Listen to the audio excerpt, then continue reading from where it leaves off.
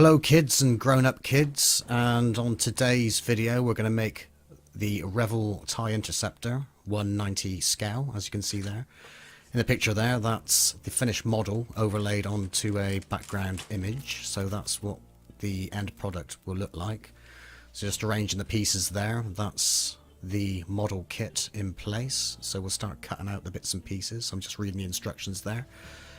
It's a relatively straightforward model to make, and if you can make flat pack furniture, then you'll have no problems making this model.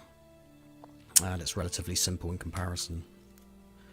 So there, cutting out the bits and pieces. That's the seat, the cockpit seat, which is number 13 on the instructions. I'll say the numbers as we go through, if it's any help to anybody making this model.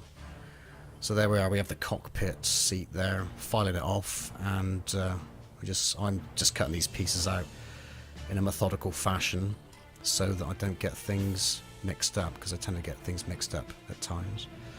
So there's the TIE Fighter pilot. I'm just sort of loosely assembling the pieces there. So he's a cool little thing. It's amazing how much detail goes into these models. The actual end model ends up being about 4 inches long. And there's the side arms there, or the control panel for the seat, which is number 12. The TIE Fighter pilot is number 15. So we're just cutting them out, filing them down, and assembling them ready to glue later on. So I love this TIE Fighter design, or TIE Interceptor as it's called. I had one of these toys when I was about 10 or 12 years old, and I don't know what happened to it. I think I gave it away to kids when I got a bit older. It might be worth a bit of money now. I think they were made by Kenner or Palatoy. There was like two firms making it. Maybe they were part of the same firm, I don't know. But yeah, I like this one as much as I like the original TIE Fighter, you know, the ones with the flat wings on the side in the original Star Wars films. Well, they're in pretty much all the Star Wars films, except for the prequels, of course. So there I am assembling the cockpit. We got the exhaust part there, so that's parts 11, 14, 8 and 22, so you can follow this in your instruction book. So there I'm just piecing them together. So hopefully there's a lot of Star Wars fans out there. I'm a big Star Wars fan. I'm a big science fiction fan all round. Love all that sort of stuff. I think science fiction is a bit like heavy metal and rock music. Once it's in your veins, that's it. You're done for life. It's there forever. So anyway, I'm waffling on. So there we are. We're assembling the cockpit there. And we got pieces 10, 7, and 9. So I'm just piecing it together. I piece them together so I know what I'm doing, like later on when we get to glue and paint. So there's the transparent cockpit top, and the window at the front also, which I'm not sure if I showed you there. Well, you can see it there on the cutting board. So just cutting out the main parts of the body, which will house the cockpit, of course. And we'll fix the wings onto the sides later on. So the cockpit numbers, well, are self-explanatory really, but it's number 1 and number 3, top and bottom. So if there's any Star Wars fans out there, maybe we can have a discussion in the comments below. One of my favourite characters is Boba Fett. I think that's a favourite amongst quite a few. Boba Fett the Bounty Hunter. I also like the new Star Wars films as well. I can't understand why they've been slated and they've had bad reviews, because I really enjoyed them. And I really like the Maz Kanata character. Is it Kanata or Kanada? I think she's absolutely fantastic. Sort of a Yoda replacement. I think she's excellent and can't wait to see more of her. I really like Rogue One as well, like the offshoots. And I watched Han Solo, a solo story the other day, and I thought that was absolutely brilliant. I thought the actor did a good job, and he obviously had a hard act to follow with Harrison Ford. So there's a transfer there, which goes over the cockpit at the end. And you'll see later on I had trouble with the transfer, so I ended up painting up the cockpit, you know, the bits that hold the glass in, the cockpit frame. So there I'm cutting out the wing panels. We've got the wings there also. So the wing panels are 20 and 6 and 18 and 16. There is a left and a right hand wing.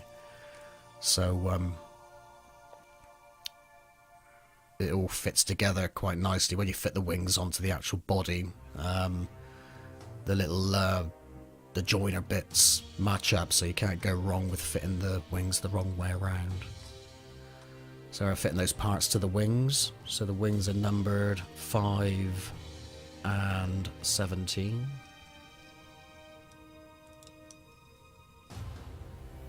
So we'll get around to, we're getting around, just obviously assembling these, ready for gluing shortly, so it should make it easier. I find it best to familiarise yourself with the pieces before gluing everything together. And what we'll do is we'll glue the cockpit pieces together and then paint that before we actually assemble the main part of the TIE fighter or TIE Interceptor. So as you probably noticed, I put a little model demonstration at the beginning of the video, and it will be on at the end. So I actually took a picture of the TIE fighter and overlaid it on some animated GIFs. Bit rough and ready, but I'd like to pursue that a bit more and hopefully get some good effects with photography and video filming with backgrounds and effects to make creations stand out a little bit more. I used to love the films, the old science fiction and fantasy films, like there was is it Harry Rasmussen? What's his name? Harry. Oh god, I forgot his name. The last, but that's pretty bad that I forget his name because he's sort of like the godfather of special effects. He did the Jason the Argonauts film, Sinbad the Sailor, and there was a UFO film which is in black and white where he made the flying saucers. I think it's Attack of the Flying Saucers or Flying Saucers Invasion. I can't remember what it's called now, but I got it on DVD in the house. And the effects are absolutely amazing for those times. You know, sort of 1940s, 50s and 60s. You know, there's a lot of respect for the people that made all those films. Of course, you've got CGI now. So there we are. I've painted up, I sort of lost myself there. I'm just waffling on and going off on a tangent. So I painted up the TIE Fighter pilot. And I'm using acrylic paints. I'm not using model paints. I'm using acrylic paints. And we painted up the TIE Fighter pilot with a iron rust color. Sorry, cast iron. I get me words mixed up here. Sorry about that. So there we are, assembling the cockpit there, gluing everything in place. I mean, I painted up the inside of the cockpit, but once it's finished, once you put everything together, you can hardly see anything inside anyway. So I was a bit anal there, so I decided to do that. So if you get your magnifying glass, you can look through the windows and see everything inside. But a lot of it you don't see anyway. So I painted the floor of the cockpit silver and a light grey for most of the inside of the cockpit and little details, using a black wash to kind of give it a worn look and fill in the details and make the details stand out a little bit more. So they are gluing up the TIE Fighter wings there, TIE Interceptor wings.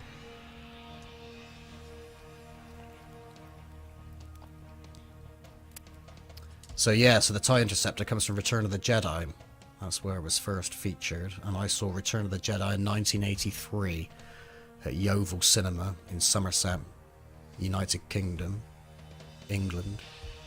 And I was 10 years old, and I was so excited to see Return of the Jedi, because that was the first Star Wars film I saw in the cinema. I'd seen A New Hope on video, and I don't think I saw The Empire Strikes Back until after I saw Return of the Jedi, which was also on video, VHS video over here in the UK. VHS was the most popular video. I think Betamax was the most popular in the USA. I might be wrong, but I thought that was the case. So yeah, I got so excited about seeing Return of the Jedi, I think I ended up most of the time in the toilet because I was so excited. I having to want to pee every 5 minutes. But yeah, it's fantastic, brilliant. Later on in my adulthood, I saw Empire Strikes Back and Star Wars, the remastered versions. That was in Taunton Cinema. That was probably about 20 years ago now. So yeah, so I'm 45, 46 in March, so this is, I think I'm going to call this series the Midlife Crisis series. So revisiting my youth and making up all these bits and pieces. Like I said before, Boba Fett's my favourite character, so I wouldn't mind making up a Boba Fett suit maybe sometime in the future. Or make the helmet at least. Also, I love the TIE Fighter designs, of course the Stormtrooper designs, but I like the AT-AT driver and the Empire Strikes Back. I thought he looked pretty good. And the Biker Scouts, of course, in Return of the Jedi. So now I'm getting geeky with all the character and different names of things. So anyway, let us know what your favourite Star Wars character is and favourite vehicle, fighters, spaceships and so forth. So there we are, we got the cockpit assembled there and painted with a wash. You didn't see that because my battery ran out, so I couldn't show what I was doing there with the painting and assembly. We started on the wings of the TIE Fighter, so basically black washes and filling in those solid panels with straight black. So there we are, I'm painting in the panels there after we've put a wash of black over those wings. So carefully does it. Of course, the professional model makers use an airbrush and mask everything out, but if you've got a steady hand, it's okay with the paintbrush.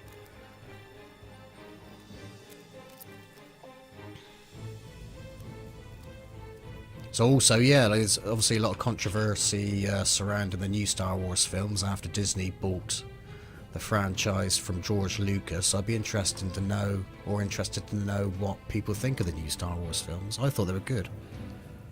I thought they were as good as the episode 4, 5 and 6, Star Wars, Empire Strikes Back and Return of the Jedi. Although people my age, of course, have an affinity towards those films, the original films. Fantastic films. Of course, way ahead of their time. Back in the day, Star Wars is 1977, I believe. And The Empire Strikes Back 1980, and Return of the Jedi 1983. So there we are, putting more black wash onto the TIE Fighter body. So basically when we put the black wash down, we just put a wash of black over and then just wipe off with a damp rag. So you expose the lighter areas and the darker bits of paint stay in the details and show up the detail a little bit more. So I wanted to go for a little bit of a worn look on this TIE Fighter. I think they're easier to paint as well if you put that worn look in.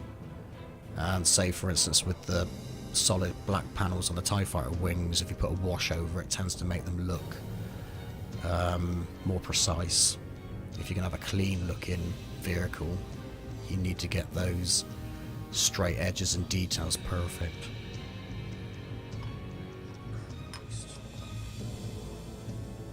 There we are, fumbling about with the TIE Fighter body, putting the cockpit inside. It's relatively straightforward, some pins that go in some holes on the bottom of the cockpit. And there I'm messing around with the cockpit front window part. So we glue that into the bottom. Well, I glued it into the bottom first because it sits inside the cockpit in some grooves. And once that's ready, we can put the top part of the TIE Fighter body onto the top.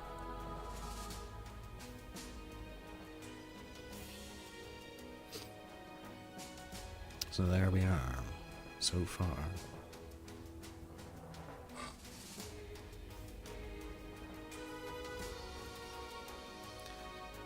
So, I haven't met anybody from the prequel films that likes Jar Jar Binks. Is there anybody out there that likes Jar Jar Binks?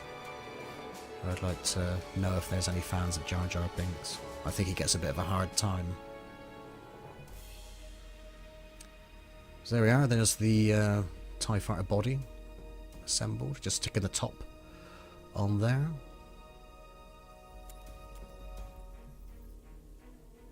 And there we are. So now we're ready for the wings.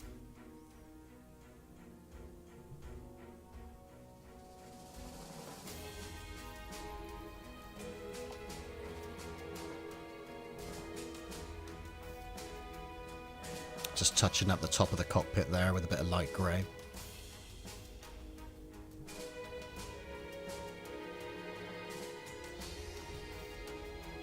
And just putting a wash of black over the top part of the cockpit also. There is a bit of exposed glass or plastic on that top part of the cockpit also. Yeah, just adding another wash to the wings.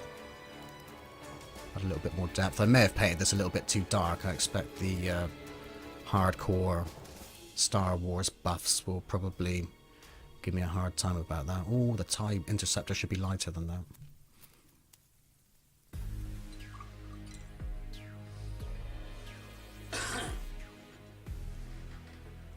So there we are, gluing on the wings.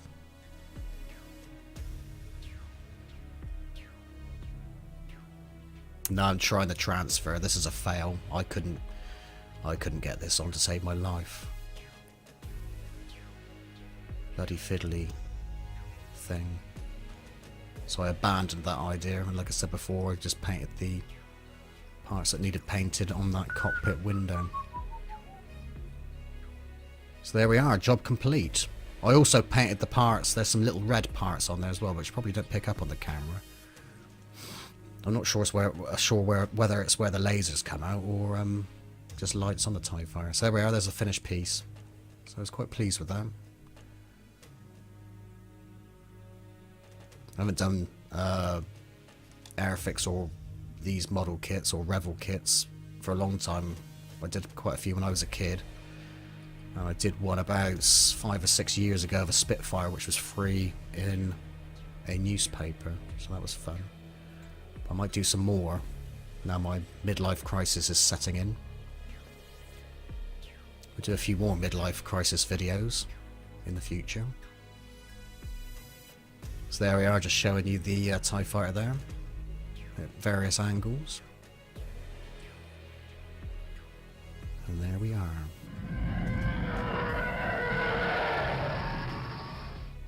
So there's a few pictures of the model just superimposed over the top of some images and just as it is.